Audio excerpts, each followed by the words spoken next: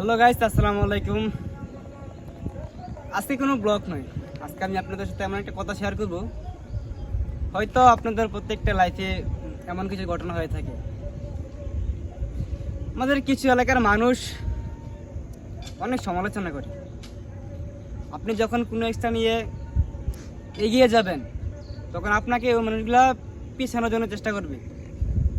কারণ আপনার এলাকার মানুষ যে চায় না যে কোনো একটা মানুষ ভালো পর্যায়ে উঠে যাক। হয়তো আপনাদের এলাকায় নাই, বাট আপনাদের এলাকায় জানি না আছে কিনা, আমাদের এলাকায় এটা খুব বেশি। কারণ একটা মানুষকে কোনো সহযোগিতা করে না যে মানুষটা আগারে ওঠার জন্য। মানে চায় কীভাবে মানুষকে পিছিয়ে রাখবো, সে সফল থাকবে। মানে সফলতার হাত কখনো সে বাড়িয়ে দেয় না। কারণ আমরা হচ্ছে বাঙালি, আমরা কারো ভালো কেউ দেখতে পারি না।